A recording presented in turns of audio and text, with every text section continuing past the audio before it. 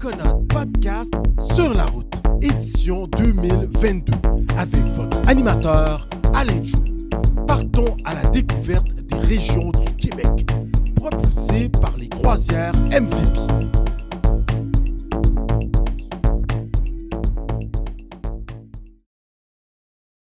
Mesdames, Messieurs, bonjour, Koué.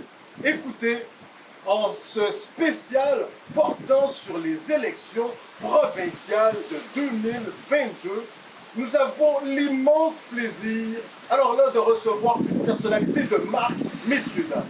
Alors, c'est un hors-série, Coconut Podcast, où il prend le temps de s'entretenir avec les politiciennes et politiciens. Et là, on en a tout un avec nous, messieurs, dames. Si vous ne le connaissez pas encore, c'est peut-être parce que vous n'êtes pas passé dans Laurier-Dorion, ou tout simplement que vous n'avez pas suivi la politique provinciale ces 10 dernières années. Messieurs, dames, c'est avec honneur et respect que nous accueillons le député sortant, mais également candidat à sa succession dans Laurier-Dorion. Messieurs, dames, sans ne plus tarder, accueillons à Coconut Podcast, je dis bien, Andrés Fontecilla, messieurs, dames.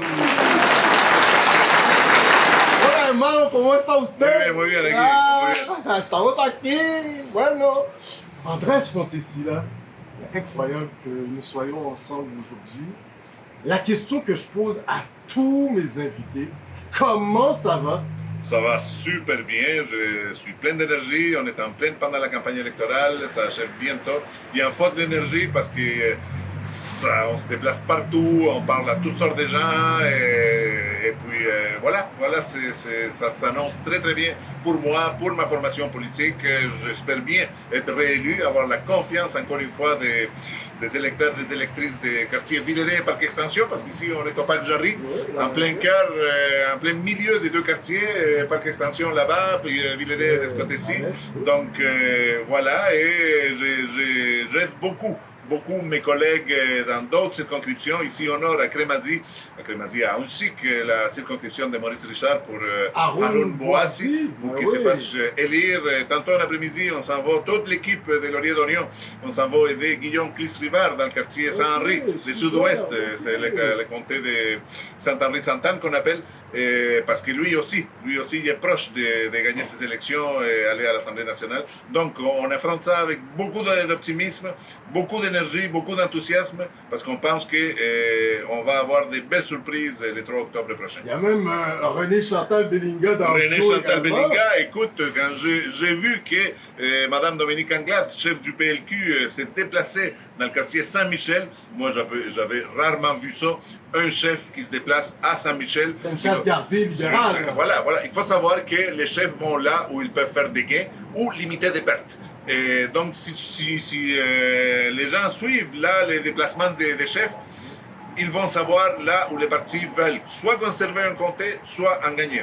Donc, que Mme Anglade soit venue donc elle est sur la défensive dans un quartier qui est un château fort du Parti libéral. Et aujourd'hui même, Gabriel Nadeau-Dubois de Québec solidaire va faire du porte-à-porte avec René Chantal Bellinga. Ça veut dire que ils ont des chiffres, donc ça veut dire qu'on peut gagner peut-être Saint-Michel. Là, ce serait une belle surprise, ça va être un gâteau pour vous. Un gâteau, et pour qu'il y ait gâteau, pour que tu aies cette énergie pour aider tes collègues, bien Andrés Fontecilla, assurément, est-ce que c'est madame qui te fait de bons petits plats et fiston qui t'accueille avec un gros câlin après tes longues journées là, sur le terrain à aider les différents candidats et candidates de ta formation politique? On dirait que tu viens souvent chez moi parce que c'est comme ça que ça se passe. En effet, écoute, campagne électorale, la politique en général, c'est un contrat. Dans un couple, lorsque tu es en couple, parce que ça se passe à deux.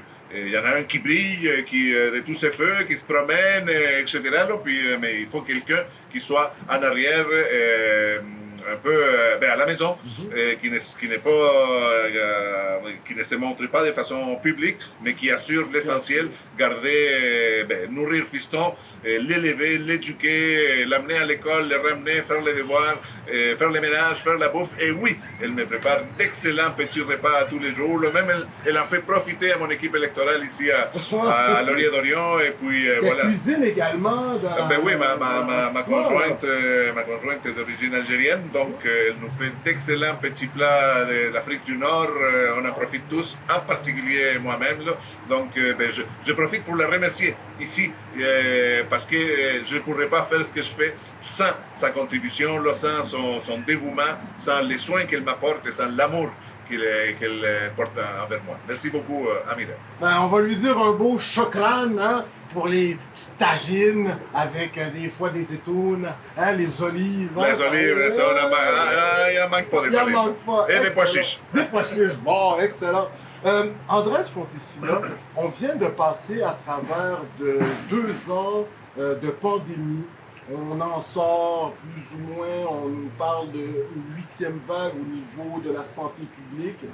Comment ça s'est orchestré pour toi sur le plan personnel? Bon, on a quand même eu une idée, là, mais sur le plan professionnel, et comment c'est de faire campagne en sachant qu'il faut respecter certaines mesures sanitaires? Nous-mêmes, on respecte une certaine distance. On nous parle, il faut faire attention, porter le masque en campagne électorale. Ouais. Comment ça s'orchestre pour toi, tout ça? Là, écoute, heureusement, je préfère croire que la pandémie est derrière nous plutôt qu'en avant, mais il y a toujours des risques. Tu viens de parler d'une 8e vague. Donc voilà, on en sort. Faire campagne avec la pandémie, il y a beaucoup de gens qui sont craintifs encore. Hier, justement, à la sortie d'une école où je distribuais des pamphlets, il y a un monsieur qui tenait absolument à garder 2 mètres de distance parce qu'il est fragile du point de vue de sa santé. J'en rencontre plusieurs qui ont toujours peur, etc.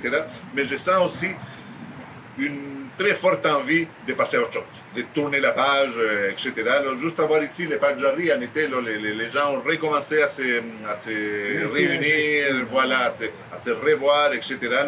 Et je pense que la pandémie a été dure pour tout le monde, et en particulier pour certains segments de la population, les jeunes.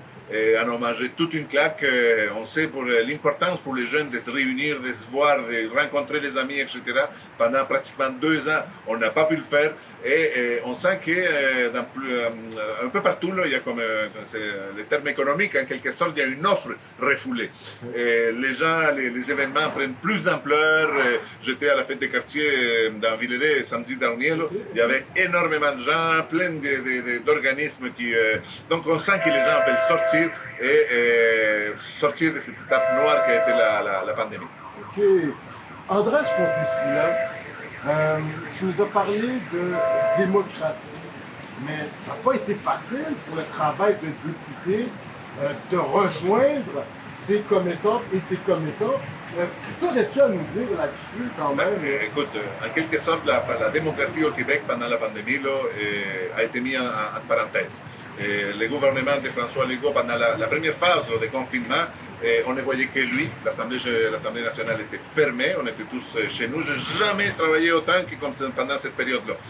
Parce qu'il fallait en quelque sorte réinventer le monde. Il y avait toutes sortes de situations là, qu'il fallait rencontrer par nos concitoyens ici et partout, là, auxquelles il fallait donner une réponse de façon urgente.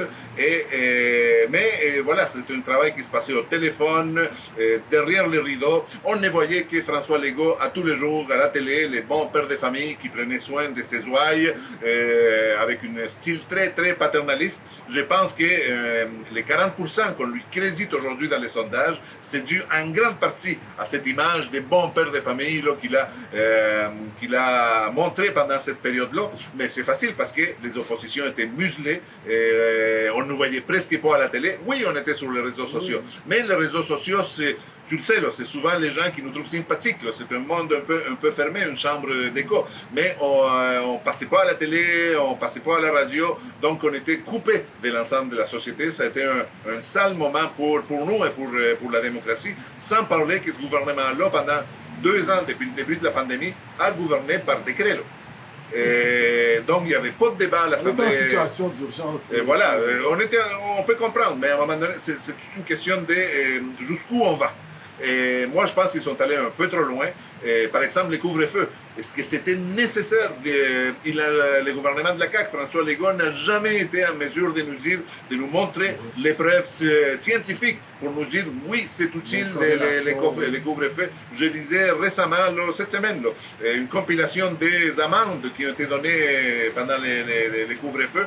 C'est surtout des populations très marginalisées. Les itinérants là, en ont mangé toute une claque, là, des dizaines de milliers de contraventions données à des pauvres gens qui n'ont pas une scène. Je me demande c'est quoi la logique là. Et est-ce que ça a empêché la propagation du virus? On peut se poser la question. Donc, et cette mesure-là, les couvre-feux qui a été instauré 2 fois, et d'ailleurs la deuxième fois, ça a été comme la goutte qui a fait déborder le vase, là, parce qu'on a senti dans les sondages que l'appui baissait considérablement à la CAQ, là, et on n'a jamais été capable de savoir si c'était utile ou non, et ça, on n'a jamais discuté, on n'a jamais pu discuter à l'Assemblée nationale sur cette mesure-là, les couvre-feux, et tant d'autres. Donc, c'était une période difficile pour les politiciens et les politiciennes comme moi. Et ce que je regrette, je profite puisque tu ouvres le sujet, là, tu vas te rappeler sans doute au début de la pandémie, c'était comme tellement extraordinaire ce qu'on était en train de vivre. Et moi, j'avais l'impression qu'on avait là une chance, une opportunité de refaire le monde, de remettre en question toutes sortes d'idées reçues, de façons de faire, notre rapport à la nature, notre rapport à... Remise en question. Remise en question. On a vu par exemple l'importance que ça a pris dans la société, les métiers qui sont dévalorisés et non reconnus, les care qu'on appelle en anglais, les travails de soins. Qu'est-ce qui est devenu important là, pendant la pandémie? Les gens qui prennent soin des préposés aux bénéficiaires, les plus... l'entretien ménager, la caissière dans le supermarché, les chauffeurs d'autobus. C'est eux qui... Puis on s'est rendu compte que c'était la base de la société, là, c'est eux. Ce n'est pas les grands capitalistes, là, les boss de l'entreprise, les premiers ministres, les députés. Non, c'est ces gens-là qui tiennent le tissu social, là, qui sont devenus essentiels. D'ailleurs, on les a appelés les anges gardiens. Là. Le premier ministre les a appelés comme ça. Et on voyait là une opportunité de comment recréer le monde. Malheureusement, à travers le temps, là, ces sentiments-là, des possibilités-là, d'ouverture vers d'autres possibles, ça s'est estompé un peu. Et voilà, on est tombé dans nos vieux souliers, dans nos vieilles habitudes. Et puis, j'ai une question pour toi très rapidement. Ta formation politique est une formation habituée à être beaucoup sur le terrain. Tu nous as dit que cette pandémie a été quand même difficile pour les 10 députés, entre autres. Leur façon de travailler avec la population a été chamboulée. Mais comment expliques-tu aujourd'hui que ta formation politique soit aux portes du pouvoir? Certains vous donnent même l'opposition officielle. Andrés Fontecilla, peux-tu nous expliquer, est-ce que vous vous êtes réunis je sais pas, en groupe parlementaire, vous avez cogité avec les membres? Qu'est-ce qui a fait en sorte, aujourd'hui, si tu regardes, que vous soyez en aussi bonne posture? La question est la suivante, on t'écoute. Grosso modo, je dirais qu'en politique, il y a beaucoup d'aspects, mais on va en retenir que 2. Premièrement, c'est la visibilité, les paraître, l'image, bien parler, bien expliquer. Gabriel Nadeau-Dubois, bon, mais il excelle dans cette fonction-là. Voilà, il parle bien. Donc l'image, la visibilité, écoute, une campagne électorale, c'est ça, c'est la visibilité. Moi, je me promène partout, à la sortie des écoles, à la sortie des stations de métro. Donc, il faut que les gens me voient. Et c'est la même chose pour mes collègues et l'ensemble des candidats et candidates au Québec. Donc, il y a toute cette dimension-là, passer à travers les médias, etc. Mais il y a une autre dimension qui est plus fondamentale encore, c'est le contenu. Qu'est-ce qu'on a à dire, qu'est-ce qu'on a à offrir quel projet de société on met de l'avant. Et ça, écoute, les partis politiques là, sont, en quelque sorte, sont l'expression de quelque chose. Sont l'expression d'un groupe de personnes, un grand groupe de personnes, un mouvement social qui a une certaine vision du monde. Et nous, Québec solidaire, on incarne une certaine vision du monde, très tournée vers la justice sociale, vers la protection de l'environnement, la lutte au changement climatique, la nécessité de faire des changements des changements profonds dans notre société pour avancer dans ce sens-là. Et il y a beaucoup de gens qui partagent ça. Donc il y a comme un aller-retour entre une masse de population qui a une vision du monde et l'expression politique de cette population-là qui se montre à la télé, dans les médias, réseaux sociaux, etc. Là. Et Québec solidaire n'existerait pas sans cette masse de gens-là. Ils sont de plus en plus nombreux, nombreuses, et surtout chez les jeunes, les 18-34 ans. Là. Et là, nous, on a beaucoup, beaucoup d'appui chez les jeunes, pas uniquement. Et donc, c'est une question de contenu, de savoir, comment dire, interpréter et mettre des mots à ce sentiment-là porté par cette population-là et la transformer en projet politique là, qui a une présence institutionnelle à l'Assemblée nationale. De 2006, la fondation de Québec solidaire à aujourd'hui, il y a une maturité qu'on sent qui s'est développée dans la formation politique qui est la vôtre. Votre plateforme électorale, aujourd'hui, vous présentez un cadre financier que vous dites ambitieux et rigoureux, je pense. Il y a quand même un déficit la première année de 500 millions, mais il y a d'autres partis de l'opposition qui proposent davantage de déficit. La plateforme électorale qui est la vôtre, on va l'aborder pendant qu'on est dedans. Vous parlez déjà, je pense, en tout cas pour les gens qui sont dans le créneau d'âge qui est beaucoup votre électorat, s'intéresse beaucoup à la crise du logement. Vous abordez ce point, vous parlez de construction de 50 000 logements sociaux et si ma mémoire m'est fidèle selon les recherches de l'équipe de Coconut Podcast, vous voulez permettre à 100 000 Québécois, Québécoises, foyers d'accéder à la propriété parce qu'il y a une difficulté en ce sens. J'aimerais t'entendre sur ce pan de ta plateforme parce que dans ta circonscription, il y a quand même un sacré problème de logement. On t'écoute, Andrés. Voilà. Tout d'abord, j'aimerais souligner que oui, on a présenté un cadre financier et selon des articles qui sont parus cette semaine, des experts qui se sont penchés sur notre cadre financier, c'est les plus rigoureux. Et nous, on n'a pas peur de faire des déficits. C'est normal dans n'importe quelle administration publique de faire des déficits. On n'est pas dans l'obsession du déficit zéro qui a mis le Québec dans le trou là depuis.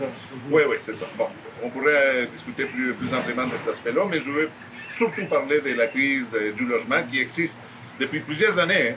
Et nous avons été, moi-même, j'ai été le premier parti à introduire cette crise-là à l'Assemblée nationale qui ignorait complètement la crise du logement, en particulier les partis gouvernementaux, parce que c'est une crise là, qui affecte tout particulièrement la population que je représente, la population de Villeray, et beaucoup la population des parcs extension, et que je ne compte plus le nombre de personnes, de familles qui viennent frapper à la porte de mon bureau pour dire « on me met à la porte ». Les rénovations. Les propriétaires disent qu'ils veulent mettre un parent là, et c'est peut-être pas vrai là, à ma place. Là. Des gens qui ont vécu depuis de longues années et qu'est-ce qui se passe là, c'est qu'on met les gens à la porte et on profite pour monter substantiellement les loyers. Là. Une autre preuve, là, c'est les sans-logis à chaque 1er juillet. Là. Des centaines de ménages là, qui n'ont pas où se loger, là, et ce n'est pas des itinérants. Hein. C'est des familles avec des enfants, etc. Et on doit recourir à des mesures d'urgence. Donc le gouvernement de la CAQ dit « Ah, c'est très bien, on a mis en place des mesures d'urgence, les gens vont loger dans des hôtels, on va les aider à trouver un logement beaucoup plus cher. » Mais le problème n'est pas... Oui, il faut mettre de l'avant des mesures d'urgence, mais il faut avant tout régler la crise du logement. Il faut avant tout construire des logements. Nous, on propose 50 000 logements sociaux et communautaires sous différentes formes.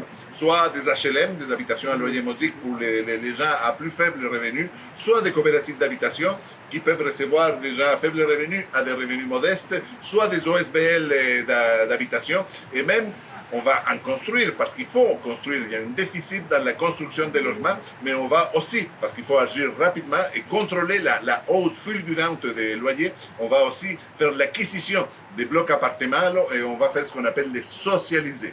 On va les transformer soit en HLM, soit en coopérative, on va les mettre sous l'administration d'OSBL d'habitation. Nous, on veut régler la crise du logement qui affecte, oui, le quartier Villeray, Parc Extension, la population de Montréal, mais c'est partout au Québec. Même dans des petites villes comme Gaspé, ils vivent une crise du logement. On rencontre même des nouvelles problématiques, là, des gens qui, surtout dans la région touristique, en Gaspésie, on m'en a souvent parlé, des gens qui sont dans un logement, mais le propriétaire leur dit, tu dois quitter le logement du mois de juin à la fin de septembre. Parce qu'on va recevoir des touristes. Et ces gens-là s'en vont dans des roulettes, dormir sous des tentes, chez la mère, chez l'ami, etc. Et c'est incroyable, c'est incroyable. Tu prends... C'est un non-sens.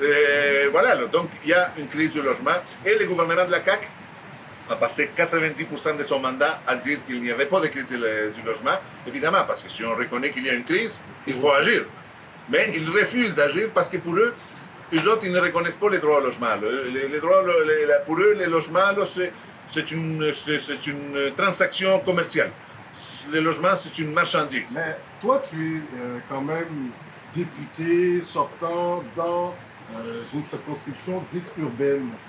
De plus en plus, ta formation politique s'intéresse également aux circonscriptions dites en région, en contrée bucolique, moi que j'appelle.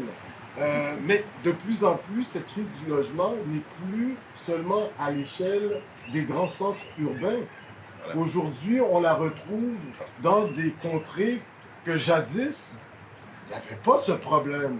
Donc, le fait d'attaquer cette crise du logement, mais vous faites écho également à ce problème qui se passe en région, c'est bien ça? Ben oui, non, ça se passe... C'est pas qu'un problème montréalais, ça se passe dans toutes les grandes villes, les petites villes, les villages, etc.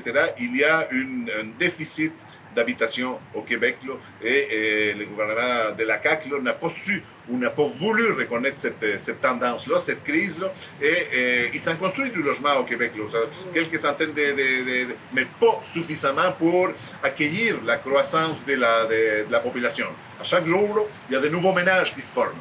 Des jeunes qui se mettent ensemble, qui fondent une famille, etc. Il faut les loger quelque part. Et c'est des dizaines et des dizaines de milliers. On calcule qu'il en manque en ce moment 110 000 logements au Québec, là, un peu partout. Là. Et ce gouvernement-là n'a pas voulu reconnaître cette crise-là. Ça est remis dans les mains du marché privé. Et le marché privé construit. Mais il construit, et tu vas être étonné, là, ce qui se construit le plus en ce moment, c'est du locatif. Mais quel locatif? Du locatif haut de gamme. Ce n'est pas accessible à toutes les bourses. Et d'autre part, beaucoup de ménages veulent accéder à la propriété. C'est légitime, s'acheter une maison, etc. Mais il y a eu la crise du logement, cette pénurie de logements, qu'est-ce qui fait quand il y a un produit qui est rare, c'est une loi capitaliste de base, mais les prix montent dans l'immobilier, les prix montent dans les loyers, etc. Donc les ménages, qui ne sont pas des ménages à faible revenu, qui ont deux bons emplois, un bon revenu, etc. Mais même là, s'ils ne réussissent pas à ramasser les magots nécessaires pour faire des offres d'achat capables de compétitionner. Tu sais, ce qui est intéressant, c'est que ce que tu abordes, ça touche une frange de la population que toi-même, tu étais porte-parole du deuxième groupe de l'opposition à l'Assemblée nationale en matière d'immigration, d'interculturalisme également. Beaucoup de nos nouveaux arrivants peinent aujourd'hui à se trouver un logement. Toi, qu'as-tu à nous dire en ce qui a trait au programme de Québec solidaire, en ce qui a trait à l'immigration, l'arrivée de nouveaux arrivants? On a une pénurie de main-d'œuvre importante. Alors j'aimerais faire cette transition. Toi-même qui as longtemps travaillé sur ces dossiers à l'Assemblée nationale, que nous propose Québec solidaire en cette matière? Je t'écoute, André. Écoute, l'immigration est devenue un sujet central dans la campagne électorale et on assiste vraiment à deux mondes, à deux visions complètement différentes. La vision portée par la CAQ, qui est une vision très, au mieux, très, comment dire, utilitariste de l'immigration. C'est un facteur de production, c'est des travailleurs, travailleuses qu'on rentre, qu'on sort, qu'on déplace, etc. C'est des pions. Et au pire, et c'est ça qui sort beaucoup, c'est comme une menace. On a entendu François Legault dire il n'y a pas si longtemps, il s'est excusé d'ailleurs, mais du bout des lèvres, il a associé immigration et criminalité. Et moi, j'ai même produit avec mon équipe une petite vignette sur Internet pour dire non, monsieur Legault, moi, personnellement, Andrés Fontecilla, je suis pacifiste et je n'aime pas la chicane, surtout avec ma blonde. Et voilà, c'est incroyable comment François Legault présente, et c'est conscient, comment dire, c'est une politique, qu'ils ont décidé de mettre l'avant, d'associer immigration et danger. Mais danger à quoi, là? Il y a pas l'immigration. Est-ce que vous aussi les seuils d'immigration, 80 000, Pratico-pratique, là, ces débats-là, en termes de conséquences pratiques, là, ça s'articule autour des fameux seuils d'immigration. La CAQ a décidé de les maintenir artificiellement bas, 50 000 immigrants par année.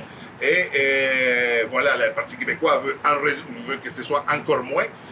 Parce que c'est encore plus, pour le Parti québécois, c'est encore plus un danger, l'immigration. Nous, on le voit, qu'on a besoin d'immigrants. Il n'y a pas un seul immigrant qui est au chômage aujourd'hui, là. Ils travaillent tous, là. Et j'ai été, au printemps, j'ai été en Gaspésie, là, à Bonaventure, là. Je voyais les travailleurs étrangers temporaires là, travailler dans des restaurants des Philippins là, qui ne parlent pas un mot de français, là, qu'on amène dans des avions pleins, là, parce que l'économie a besoin de ces gens-là. Donc nous, on propose... on a besoin de tout le monde, parce que, bon, on veut juste entendre préciser un peu la position de ta formation. Tout à fait. La loi 21, tu sais, il y a des gens qui vont arriver avec des obédiences, des croyances religieuses. Je sais que le parti a une position, l'aile parlementaire en avait une autre. Encore une fois, ben, là, on a, comment dire, on a une seule position. Là. Juste dire, nous, on propose, la CAQ propose 104 000 immigrants par année, nous, c'est entre 60 000 et 80 000, et il y aura une commission scientifique pour déterminer le chiffre exact. Mais pour passer à la loi 21, c'est un autre exemple. Ça a été la première loi adoptée par la CAQ. C'est encore un autre exemple, une loi qui est sur les signes religieux, là, mais on ne va pas se le cacher. Là. C'est sur certains signes religieux qui dérangent tout particulièrement certaines formations politiques. C'est les voiles des femmes musulmanes. La loi 21 a été faite expressément en tenant les voiles des femmes musulmanes. C'était dans la ligne de mire de la loi 21. Là. Encore une fois, on présente ces femmes-là qui ne demandent qu'à avoir une existence tout à fait paisible, contribuer à la société, élever leurs enfants, on les présente comme un danger pour le Québec. Qu'on soit ou qu'on ne soit pas d'accord avec les ports du voile, ça c'est une question, on pourrait en discuter, là, mais d'interdire le travail comme enseignante à ces femmes-là, ça nous paraît profondément injuste et ce n'est pas digne du Québec, d'une société de droit comme la société québécoise. Là. Et on ne peut pas discriminer, empêcher que les femmes travaillent là, parce qu'elles portent un voile comme enseignantes. Et nous avons voté contre la loi 21. Nous voulons, si jamais nous prenons le pouvoir, la première chose que nous allons faire, c'est d'envoyer cette loi-là, on va à la Cour supérieure là, pour voir si elle est discriminatoire. Nous, on pense qu'elle est discriminatoire. Moi, je pense que la loi 21 là, est contraire à la Charte des droits et libertés, elle discrimine. Mais on veut obtenir un avis juridique solide, là. On va l'envoyer et nous sommes convaincus que le système judiciaire va établir que certains aspects dont l'interdiction du port des signes religieux pour exercer les métiers d'enseignant est discriminatoire et nous allons réformer la loi pour enlever tous les aspects discriminatoires de cette loi. Andrés, tu es convaincant et convaincu, ça c'est clair. Comme on dit, tu vulgarises bien ce point. Chapeau.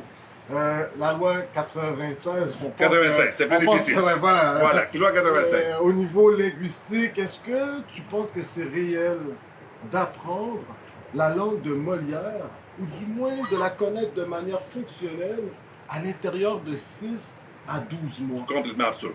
Complètement absurde, irréaliste, inapplicable. C'est une disposition démagogique qui ne servira à rien, à part de stigmatiser encore plus les nouveaux arrivants. Les enfants en région, ils sont dans un bassin davantage francophone, est-ce que ça peut être ça peut aider, évidemment. Quand tu es en immersion, ça facilite les choses. Sauf pour des gens comme moi, là, qui ont la compréhension particulièrement difficile, là, mais ça ne va pas prendre 6 mois, ça va prendre peut-être 6 mois, 7 mois, 8 mois, mais bon. Chaque personne apprend une langue à son rythme.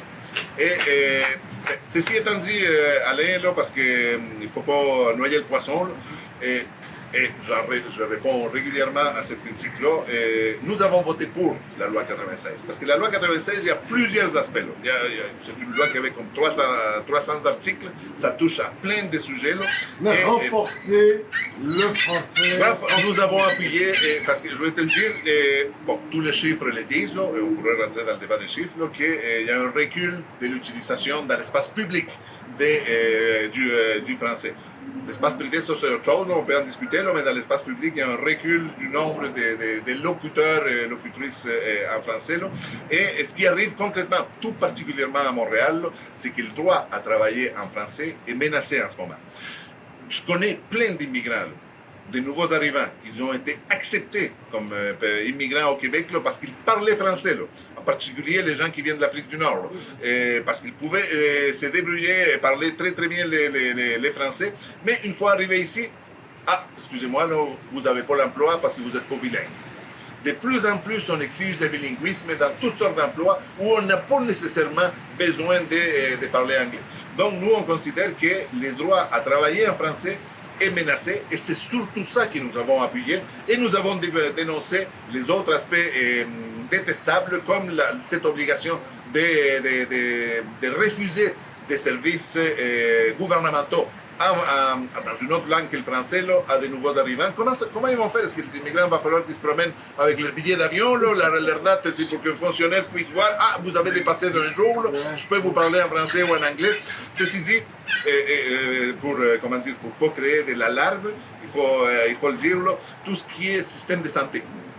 Aller dans un hôpital, dans un CLSC, voir un médecin, etc., c'est exempté de la loi 96. Là, donc, on peut toujours parler une autre langue que le français, en particulier l'anglais, on va se le dire. Là. Donc, c'est exempté. Mais pour tous les autres aspects, moi, par extension, ici, il y a beaucoup de parents allophones, là, et souvent ils ont l'anglais comme langue seconde, mais pas toujours. Pas toujours, il y a beaucoup de gens qui ne parlent ni anglais ni en français. Et on connaît dans le système scolaire, c'est les enfants qui servent de traducteurs, traductrices là, pour les parents. Souvent, les profs, les enseignants vont recourir à l'anglais ou à une autre langue là, pour mieux communiquer avec les parents, pour le bien de l'enfant, là, pour que les parents puissent évaluer l'avancement, qu'est-ce qu'il a besoin, qu'est-ce qu'il faut faire pour les supporter dans ses études. Là. Mais maintenant, à tous ces profs-là, on leur dit interdit. Et vous allez avoir des sanctions si vous communiquez dans une autre langue que le français à propos de votre enfant. C'est innommable, c'est injuste, c'est égoïste, c'est petit de la part de la CAQ. Et du ministre là, qui l'a poussé, là, Simon Jolin Barrette, là, il n'a rien voulu savoir. C'était ma collègue Louba Gazal, là, ici, qui se présente pour le plateau, qui a mené cette lutte-là. Il a présenté plein d'amendements pour corriger cette lacune-là. Le ministre n'a rien voulu savoir. C'est pour ça que c'est une loi dogmatique, une loi idéologique, un article dogmatique, un article idéologique là, qui ne peut pas, il va avoir beaucoup de difficultés à être appliqué sur le terrain. Donc vous amenderez... En partant, on va l'enlever là. C'est clair. Andrés, reconnaissance très rapidement des langues autochtones. On sait que le ministre Yann Lafrenière en a parlé. Vous accédez au pouvoir.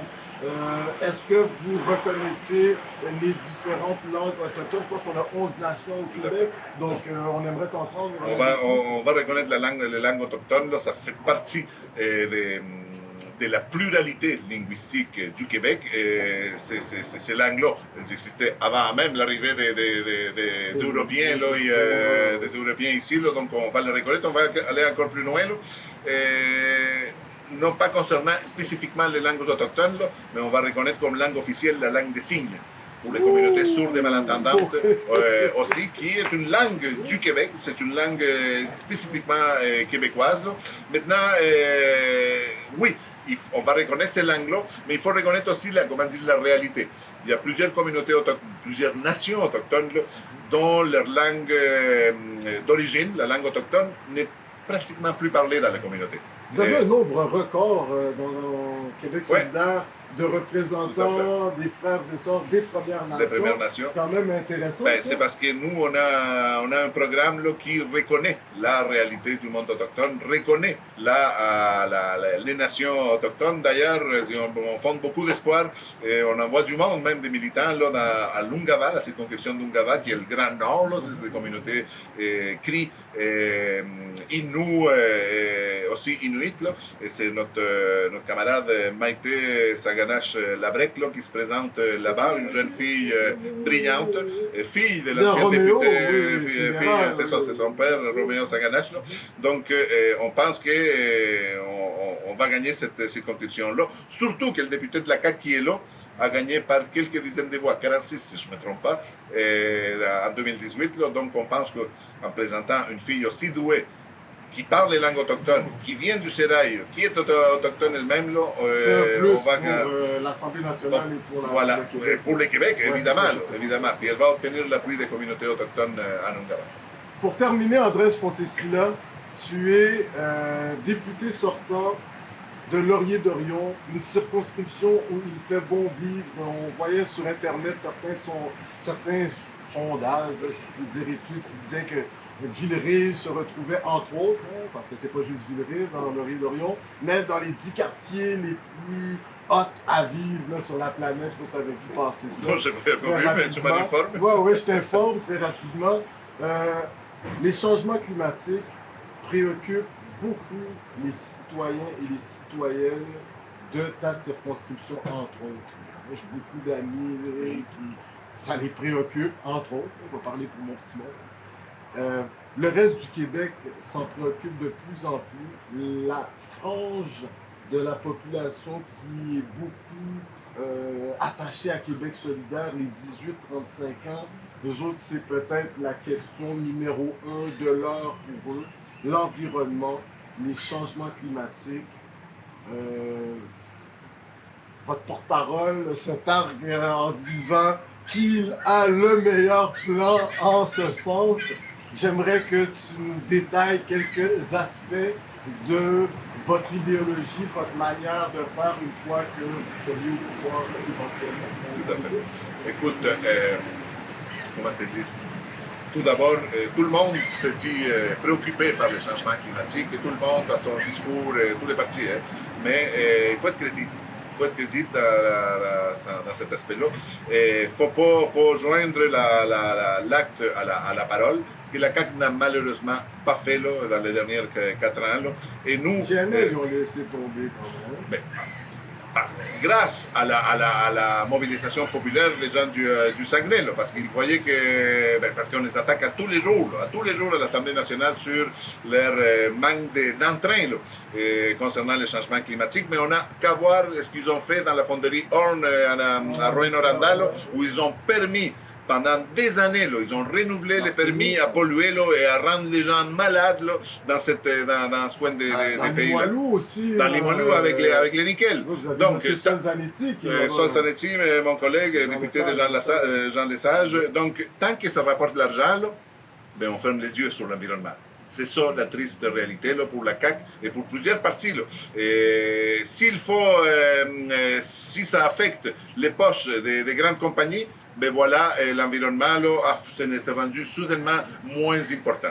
Nous, on prend les taureaux par les cornes et on dit à la population, il faut faire des sacrifices. Ce ne serait pas une partie de plaisir. 2030 au lieu de 2036 pour cette transition à la voiture. C'est extrêmement rapide. Ouais, c'est extrêmement rapide. Des leviers de bouclier. Et on met de l'avant des mesures qui impliquent un sacrifice de la population, de certains segments en particulier. Là, mais on le dit aux gens, là, ça va être difficile, mais on peut y arriver. Je te donne un exemple, ça suscite beaucoup de controverses, et semble-t-il, il y a beaucoup de gens qui ne sont pas d'accord avec notre position, mais on a le courage de le mettre de l'avant, la taxation pour les voitures très polluantes, celles qui dépassent 200 grammes et plus d'émissions de gaz à effet de serre par kilomètre parcouru, là, et ça va affecter... C'est ça la taxe orange là, que monsieur... ça fait partie des taxes orange, là, mais il y a beaucoup de gens qui ne sont pas d'accord, mais beaucoup de gens qui nous appuient parce que évidemment, les gens qui veulent s'acheter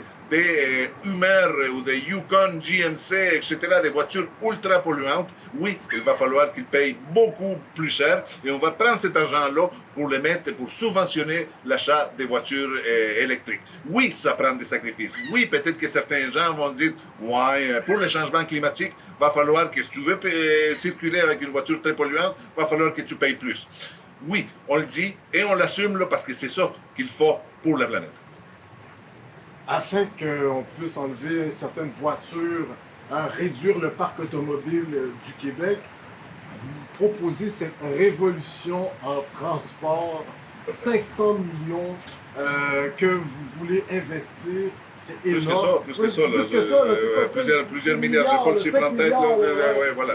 C'est ça, ouais, j'aimerais t'entendre là-dessus. Ben écoute, énorme, il là, faut quand même, favoriser les transports en commun pour que les gens aient le choix. De temps en temps, on n'est pas dans un. On ne dit pas qu'on va interdire l'automobile, on est loin de ça. C'est nos adversaires qui nous caricaturisent comme ça. Là. Nous, ce qu'on veut donner le choix aux gens, là, pour que de temps en temps, ils puissent opter pour du transport en commun fiable, rapide, sécuritaire et accessible financièrement. Sans troisième lien? Le troisième lien, là, c'est une lubie de la CAQ là, pour marquer des points électoraux. On ne sait même pas si ils n'ont même pas d'études si c'est réalisable techniquement. Là. Et si jamais ça se réalise, ça va augmenter les émissions de gaz à effet de serre au Québec. Là. Ça va développer toute la rive sud là, avec de nouvelles banlieues. Et on le sait, là, les études l'ont montré amplement. Dès que tu agrandis une autoroute, quelques années plus tard, l'autoroute est déjà pleine. Il faut l'agrandir encore. Et encore, c'est un cercle vicieux sans fin. Là. Donc, on s'oppose au troisième lien. On veut des transports en commun là, pour que les gens aient les choix. Et dans les villes, et aussi entre les villes. Là. Essaye de prendre un autobus là, pour venir de Gaspé à Montréal. Là. C'est pratiquement impossible. Donc, on veut améliorer les services de transport entre les villes. On propose de faire un train là, il y a un train qui va de Montréal jusqu'à Québec, là, que j'utilise régulièrement d'ailleurs, mais on veut l'électrifier et qu'il aille jusqu'en Gaspésie. On veut développer un déploiement massif de divers systèmes. Écoute, en Gaspésie, là, depuis 15-20 ans, un petit village, une petite ville. Et depuis 15-20 ans, ils ont réussi à construire petit à petit un système de transport en commun là, qui est très utilisé, rentable, utilisé par une bonne partie de la population, adapté aux conditions des gens en utilisant des taxis collectifs, des petits autobus, des grands autobus pour certains trajets.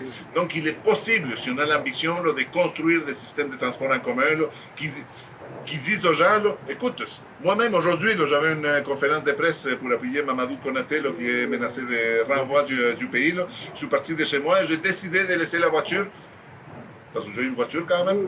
Et je ne suis pas comme un extraterrestre, là, mais je me suis dit, je fais les calculs rationnels. La voiture, aller au centre-ville, la circulation, ensuite je pogne un embouteillage, j'arrive en retard. Ensuite, le stationnement, tourner une demi-heure pour trouver un stationnement. Payer le stationnement, ça va me coûter 10 piastres le stationnement. Parce que je fais les calculs rationnels, je vais en transport en commun.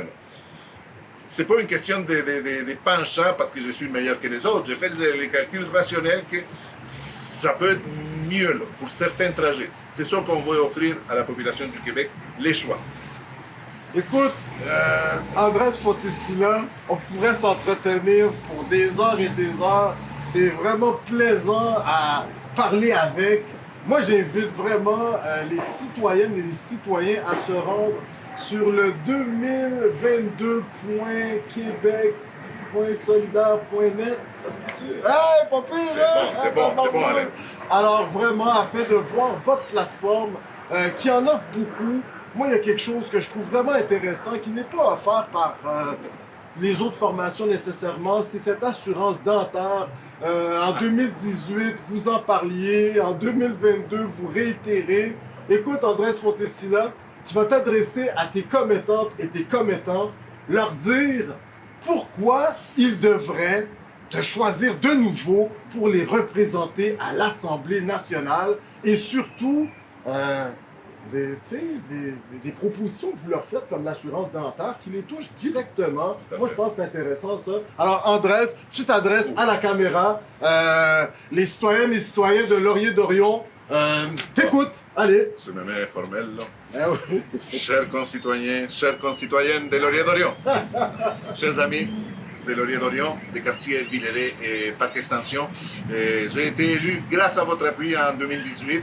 J'ai travaillé pendant les 4 dernières années d'arrache-pied pour introduire dans l'enceinte de l'Assemblée nationale les problèmes vécus par la population d'ici, les problèmes d'accès au logement, les problèmes d'accès à l'alimentation, les problèmes d'accès à un médecin de famille, les problèmes d'immigration. J'ai travaillé dur et je crois très humblement que je mérite encore une fois votre confiance le 3 octobre prochain. Et plus largement que ça, je mérite, je pense que vous avez la chance d'appuyer un projet de société porté par Québec solidaire et par notre chef parlementaire, Gabriel Nadeau-Dubois, et Manon Massé, notre coporte-parole. Et je pense qu'on offre un projet de société qui vaut la peine de t'appuyer, un projet de société environnementaliste, un projet de société qui fait véritablement la lutte au changement climatique, qui ne ment pas, qui est transparent, qui dit à la population la lutte au changement climatique va exiger des sacrifices de tout le monde. Mais ça va être une transition juste. Ce n'est pas seulement quelques-uns, quelques-unes qui vont porter tous les poids de la transition écologique. Là, on va faire en sorte que tout le monde, collectivement, on puisse avancer vers la transition écologique. Et s'il faut faire des sacrifices, on va les faire. Mais aussi, on porte un projet de justice sociale, de redistribution de la richesse. On porte une vision optimiste de ce qui est le Québec de l'avenir. Un Québec ouvert envers le monde. Pas un Québec fermé à l'immigration qui considère les gens qui viennent d'ailleurs comme une menace. Nous, on les considère comme une richesse, comme un apport. On voit le Québec là, comme une société en transformation permanente. Oui, on va protéger le français. Oui, on va protéger les faits français ici, dans le nord-est de l'Amérique du Nord, mais ce n'est pas une société statique, fixée. C'est une société en changement et moi-même, j'en suis la preuve. Alain en est la preuve et tant d'autres en sont la preuve. Là, nous contribuons à cette société-là, nous transformons dans le sens positif la culture québécoise là, et c'est ça les projets portés par Québec solidaire. Et surtout, le 3 octobre prochain, utilisez votre droit démocratique, votre petit pouvoir, allez voter. Merci beaucoup.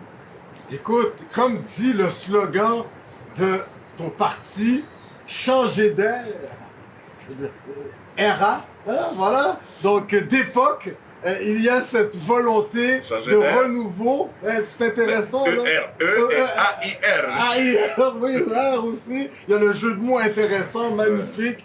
Écoute, Andrés Fontecilla, toute une entrevue. Moi, j'en reste encore bouche bée. Tu représentes vraiment là, ce côté mais solennel, mais en même temps bon vivant là, de la politique. Il y a quelque chose d'incroyable là-dedans. Andrés Fontecilla, Coconut Podcast, on a eu l'opportunité de se promener à travers le Québec, plus de 8000 km avec nos chouclacs, là, puis notre petite voiture. On a été à la rencontre de nos frères et sœurs hein, à Abitibi-Témiscamingue. En langue algonquine, ils nous disent Miigwech.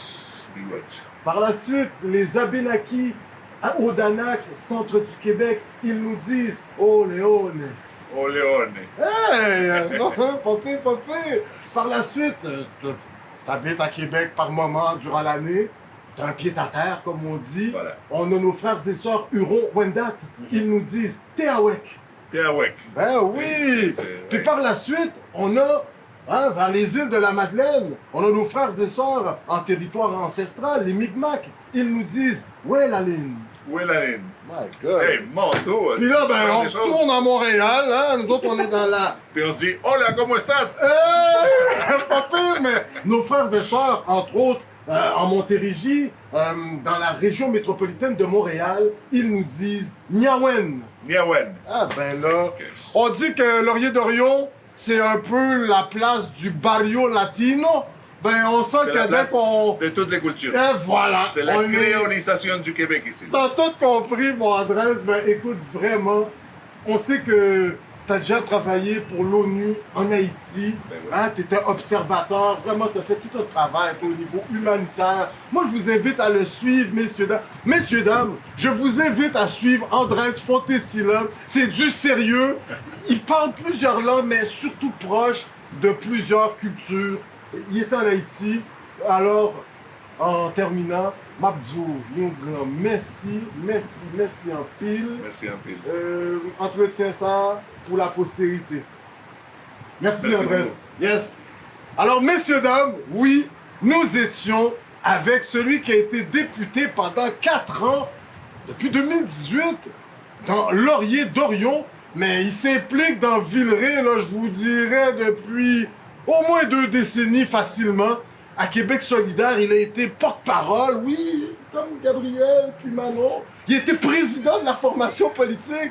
Je vous dis, là, c'est une pointure en ce qui a trait à la politique au Québec. Les gens de Laurier-Dorion, vous êtes bien servis, je peux vous le dire. Alors, messieurs, dames, nous étions avec le député de Laurier-Dorion, Andrés Fontecilla, candidat à sa succession. Puis, nous autres, dans Coconut Podcast, on vous dit, on se voit pour un prochain épisode dans le cadre de ce hors-série portant sur les élections provinciales de 2022. Même en vacances, on travaille, on vient de terminer notre saison estivale et là, on est déjà au boulot. Alors, messieurs, dames, merci d'avoir été avec nous. Votre animateur, Alain Joe, à la caméra, Philippe Fortin, au montage, Alec Desjardins et Maxime Archambault. Sur ce, merci. Ciao!